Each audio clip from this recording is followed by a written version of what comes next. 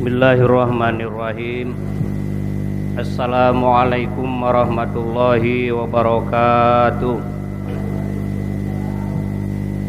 Alhamdulillahilladzi farada alaina siyama ramadana fi kulli sanah. Syahadu an la ilaha illallah wahdahu la syarikalah.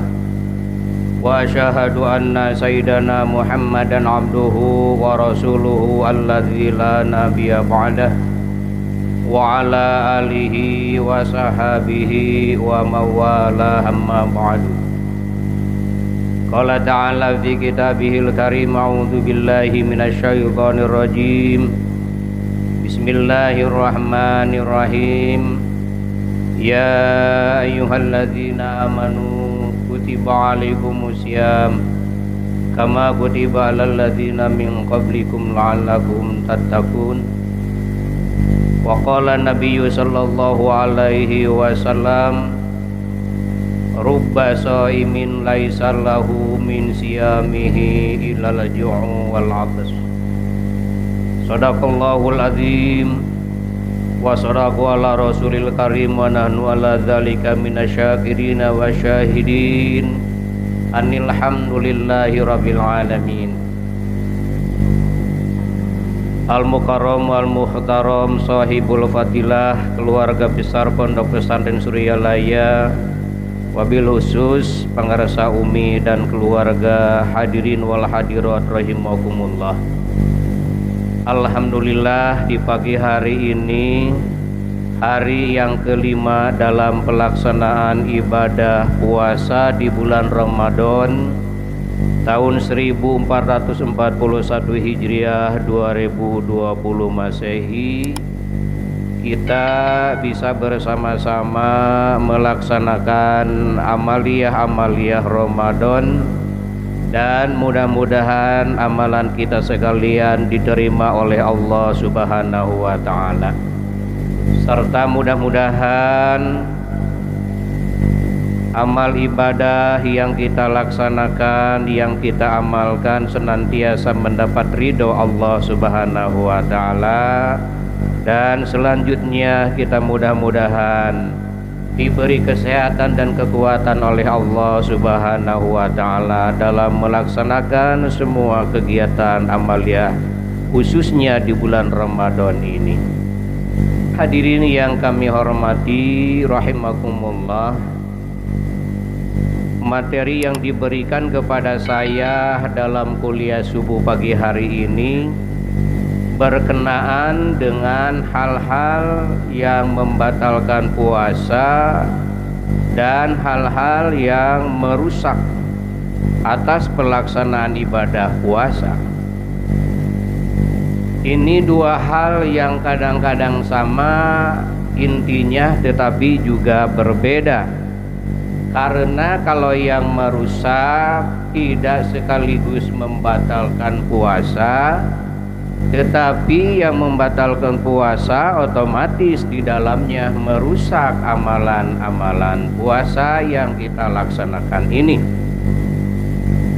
Mari kita lihat apa sebenarnya yang dikatakan puasa ataupun saum yang sudah kita kenal dalam ucapan sehari-hari. Dan saum ini dari segi bahasa ataupun logat itu al-imsak. Dan puasa ataupun saum ini diambil dari lafad as-siyam dan lafad as-saum. Sering dikatakan kita mengenal bahasa sasi siam, sasi saum, sasi Ramadan.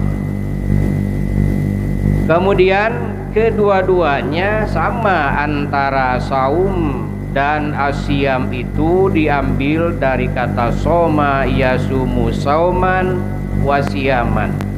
Ini masdar dua-duanya dan mempunyai pengertian itu adalah menahan. Dalam bahasa Sunda ngeker, menahan, ngeker, jangan semaunya. menahan dari segala sesuatu yang akan membatalkan puasa, seperti menahan makan, menahan minum, menahan nafsu, menahan berbicara yang tidak ada manfaatnya. Ini secara logah ataupun secara bahasa.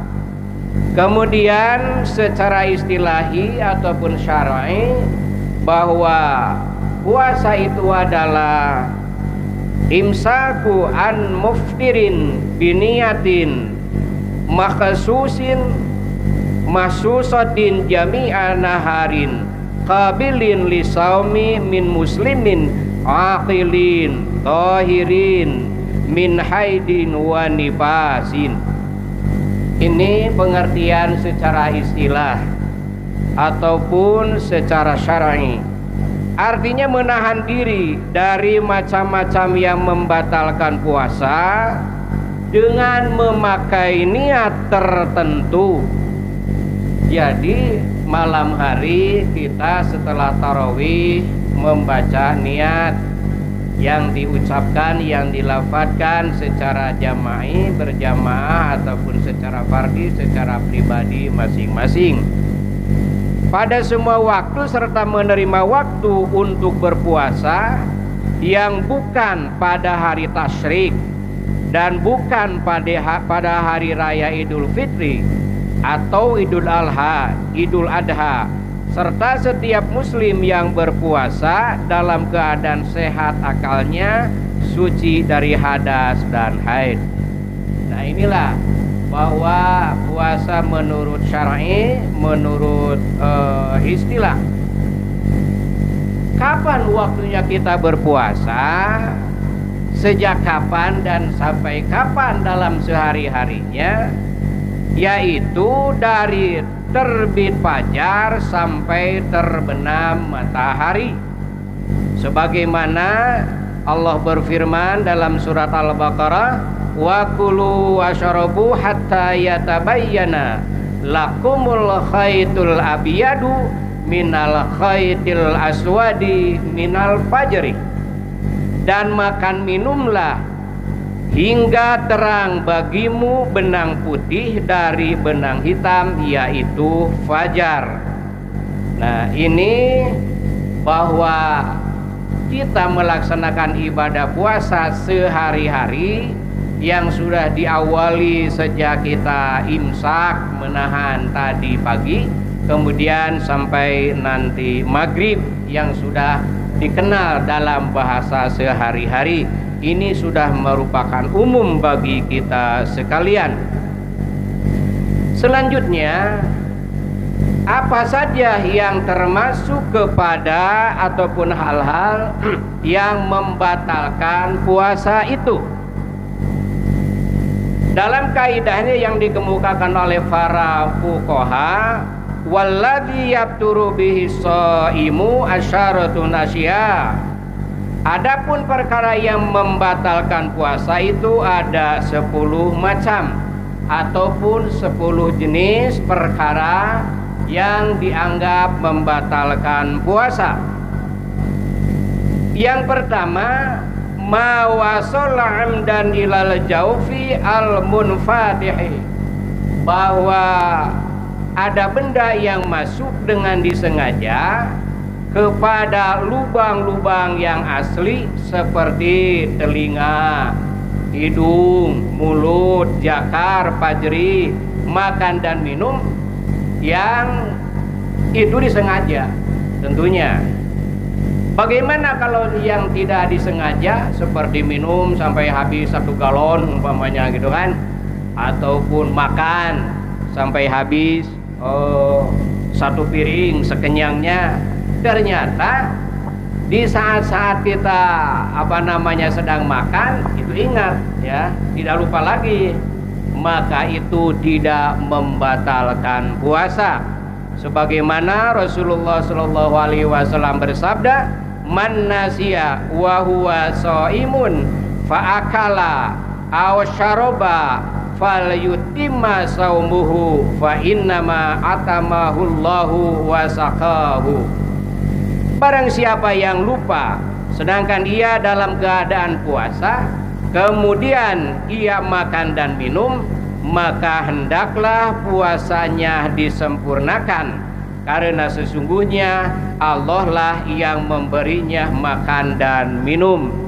Nah ini andaikan kita lupa, ternyata di tengah-tengah kita ingat berpuasa atau sama sekali tidak ingat maghrib bahwa tadi siang kita minum ataupun makan, itu tidak apa-apa. Kalaupun ingat falyutimma, maka sempurnakan puasanya sampai nanti maghrib ya, sampai kita buka.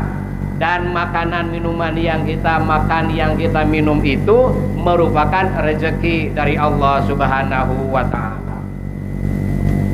Yang kedua, au ghairil manfaatihil kal wusuli min ma'mumatin ila ra'si. Yang kedua yang membatalkan itu lubang yang asalnya tidak berlubang, seperti luka yang sampai pada tulang kepala, kemudian pakai obat ditempel pada yang luka, begitu diperas tempelan obat itu mengeluarkan air yang sampai ke lubang tulang kepala. Nah jadi begini, andaikan kita jatuh, andaikan gitu kan, ataupun umpamanya kita jatuh kena batu, kena benda-benda yang keras, kemudian kepala kita itu luka yang besar, kemudian setelah luka kita obati pakai obat yang mengandung air gitu kan, kemudian luka yang tadi itu sampai ke tulang kepala. Nah apabila diperas ataupun lama kelamaan air perasan tadi, atau dalam bahasa Sunda itu popok gitu kan, apakah pakai apa saja obatnya, apabila diperas kemudian mengeluarkan air dan airnya masuk ke tulang kepala dan masuk ke dalam, maka dari itu yang tadinya bukan lubang yang asli dan ini lubang yang baru, maka itu juga membatalkan puasa ya kan. Jadi kalau tidak diobati dengan yang basah yang mengandung air itu tidak apa-apa. Artinya orang yang puasa harus menahan benda-benda yang masuk pada lubang-lubang badan, baik lubang yang asliyah ataupun lubang yang aridiyah. Lubang yang asli yang telah diberikan oleh Allah berupa telinga, hidung, mulut gitu kan. Nah ini yang asli yang ada di kepala itu, mata, dan ada juga yang tidak asli, artinya yang baru karena memang kena luka baik jatuh ataupun tertimpa pohon dan lain sebagainya. Apabila diobati kemudian mengandung air, itu menurut para fuqaha ahli fikih membatalkan puasa si hambanya. Kemudian yang ketiga, al-huknatu fi ahadis sabilaini wahia dawaun yakunil lil marid fi qubulin aw duburin al mu'abbiru anha fil matni bisabilaini. Jadi yang ketiga ini memasukkan obat pada salah satu antara dua kubul atau palawangan, umpamanya mengobati yang ada di kubul ataupun dubur, disertai ada yang masuk, apakah itu air dari obat yang ditempel seperti mengobati bisul dengan cara dipijit kemudian ditempel obat dan ada air yang masuk melalui bisul yang pecah. Nah jadi kalau ini di di dubur di belakang, lubang di belakang ada bisul, kemudian kita pijit, kemudian mengeluarkan nanah, diobati lagi, kemudian masuk gitu kan, obatnya itu ke dubur umpamanya, itu juga membatalkan puasa menurut para ahli fikih. Yang keempat, al-qai'u abdan fa illam ya'tamid lam yabtul saumuhu kama sabab. muntah yang disengaja meskipun yakin benda yang dimuntahkan itu tidak kembali lagi ke dalam perut kecuali muntahnya tidak disengaja. Ya untuk apa muntah gitu kan kalau hanya main-main. Nah ini kan kadang-kadang orang iseng umpamanya ingin muntah.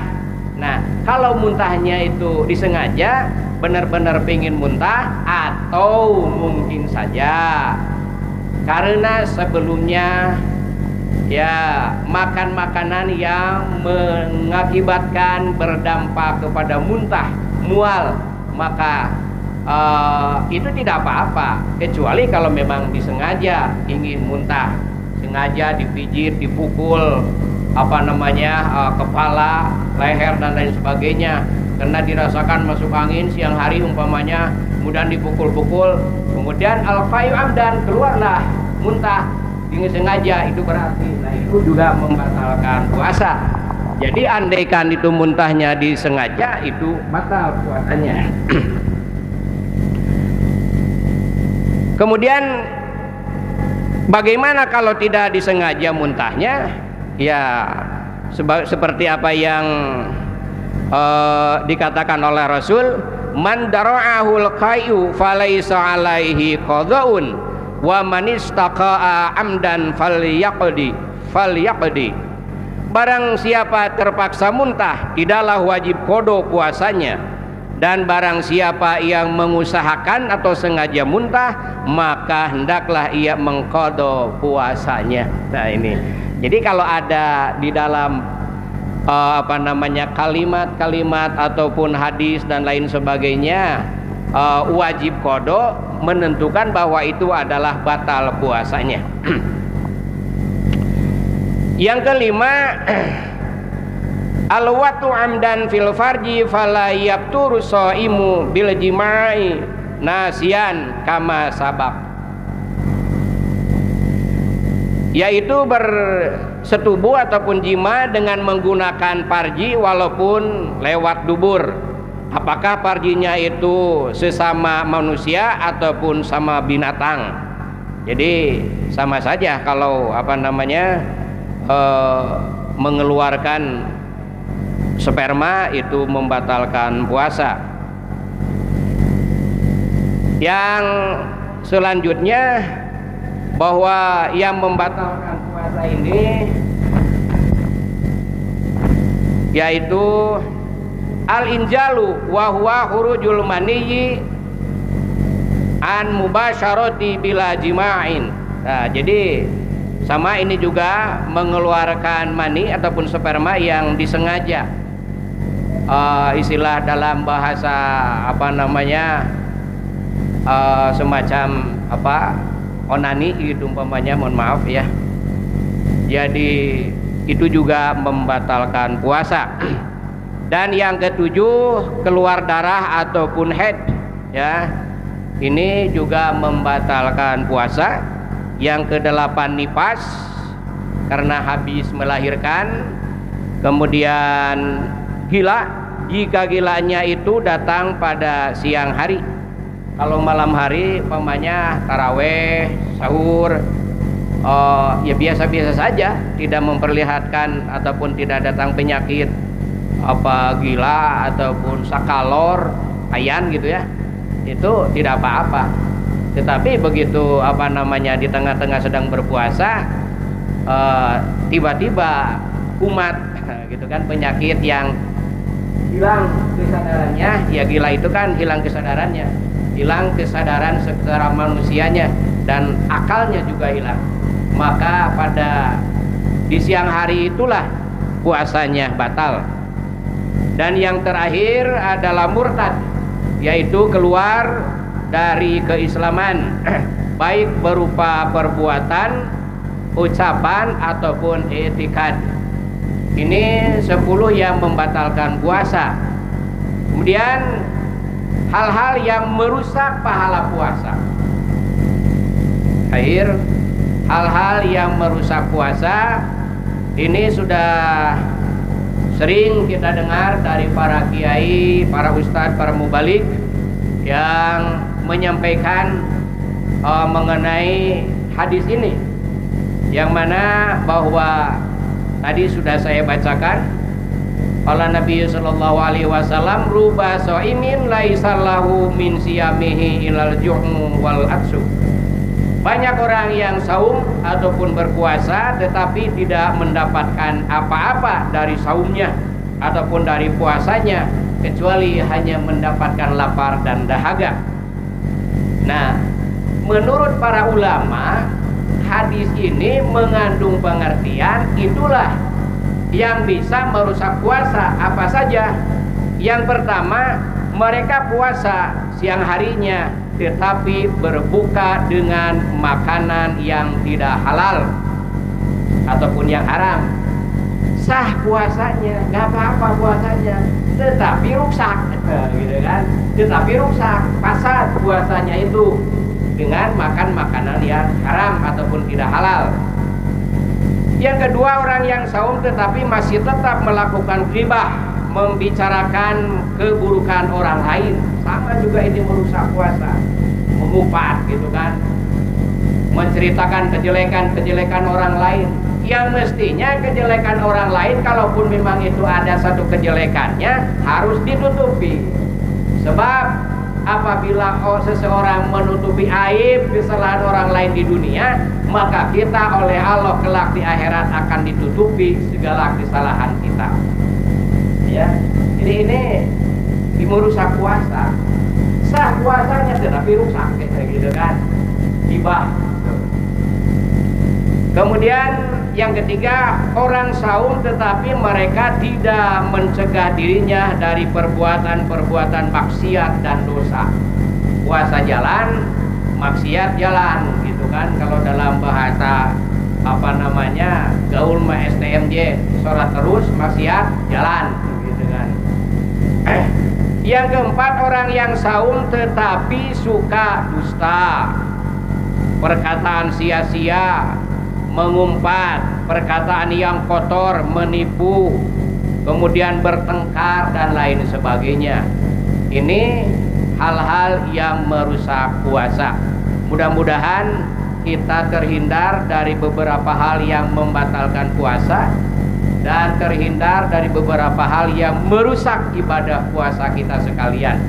Insya Allah puasa kita ini aman, nyaman, dan diterima oleh Allah apabila benar-benar kita bisa menjaga dari hal-hal yang membatalkan puasa, juga hal-hal yang merusak puasa. Tentunya ikutilah apa yang ditentukan oleh Allah dan Rasulnya, serta para mujtahid, para ulama yang berhubungan dengan masalah ibadah kita sekalian, para waliullah, ya, yang senantiasa kita ikuti. Sebab kalau puasa itu sekehendak hati, bukan sekehendak Allah dan Rasulnya, bukan sesuatu yang dituntun oleh guru-guru kita, itu berarti hasilnya sia-sia. Makanya diantaranya dengan adanya pelaksanaan kuliah subuh di bulan Ramadan ini, mudah-mudahan memberi manfaat buat kita sekalian dalam melaksanakan berbagai amaliyah ibadah, khususnya di bulan Ramadan ini. Barangkali itu yang bisa saya sampaikan, dan mohon maaf apabila dalam penyampaian ini banyak kata-kata dan pembahasan yang kurang tepat ataupun yang salah. Billahi taufiq wal hidayah, wallahul muwaffiq ila aqwamit thoriq. Wassalamualaikum warahmatullahi wabarakatuh.